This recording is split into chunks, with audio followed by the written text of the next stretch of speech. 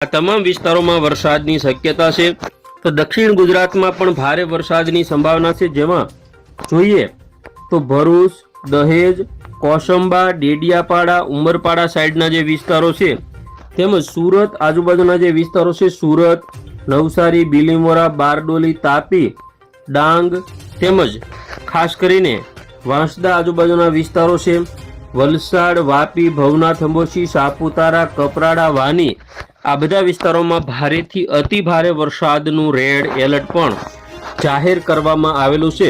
તો મધ્ય ગુજરાતમાં અમદાવાદ, કપડવંજ, લુણાવાડા, નડિયાદ, વડોદરા, છોટાઉદેપુર, અલીરાજપુર, દાહોદ, ગોધરા, લુણાવાડા સાઈડના જે વિસ્તારો છે તેમાં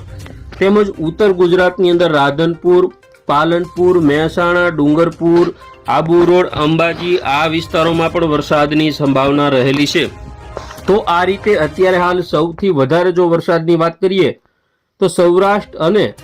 જે દક્ષિણ ગુજરાતના જે ભાગો છે તેમાં વરસાદની સંભાવના છે। રાત્રિની અપડેટ જોઈએ, રાત્રિના 1 વાગ્યાના સમયગાળા દરમિયાન સૌરાષ્ટ્રના વિસ્તારોમાં વરસાદના જે વિસ્તારો છે તેમાં વધારો થશે, જેમાં કુતિયાણા, કેશોદ, જૂનાગઢ, ઉપલેટા, બાબરા, અમરેલી, બગસરા, વિસાવદર, ધારી, સાવરકુંડલા સાઈડના વિસ્તારો તેમજ જોઈએ તો ગોંડલ, જેતપુર, જસદણ, શાપર, વેરાવળ, રાજકોટ, ગઢડા, બાબરા અને કાલાવડ સાઈડના જે વિસ્તારો છે તેમજ ચોટીલા, થાન, વાંકાનેર, લીંબડી, રાણપુર, ધંધુકા, બોટાદ, બરવાળા આ જે બધા વિસ્તારો છે તેમજ કોડીનાર, વેરાવળ, ઉના, રાજુલા, મહુવા, તુલસીશામ, સાવરકુંડલા તેમજ પાલીતાણા, તળાજા, ગારિયાધાર આ જે બધા વિસ્તારો છે, ભાવનગર, સિહોર, વલભીપુર તેમાં પણ વરસાદની સંભાવના છે। મોરબી સાઈડના જે વિસ્તારો છે, હળવદ હોય, ધ્રાંગધ્રા હોય તેમજ વિરમગામ, કડી, દસાડા, અમદાવાદ, મહેમદાવાદ તેમજ સાણસમા, હારીજ, મોઢેરા, મહેસાણા આજુબાજુના વિસ્તારો, રાધનપુર, રોડા સાઈડના વિસ્તારો, મધ્ય ગુજરાતની આગળ વાત કરીએ તો ધોળકા, મહેમદાવાદ, મહુધા, ડાકોર, તારાપુર, ખંભાત, બોરસદ, આણંદ, સાપાનેર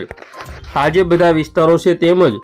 વડોદરા, જંબુસર, કરજણ, ડભોઈ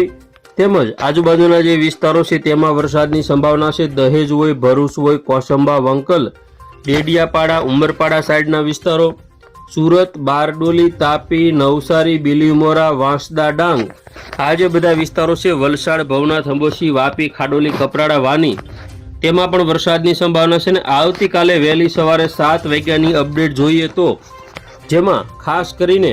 વેરાવળ, કોડીનાર, ઉના, તુલસીશામ, રાજુલા અને મહુવા, સાવરકુંડલા, ધારી, વિસાવદર આજુબાજુના વિસ્તારો, બગસરા, અમરેલી, પાલીતાણા, સિહોર, ભાવનગર, ગારિયાધાર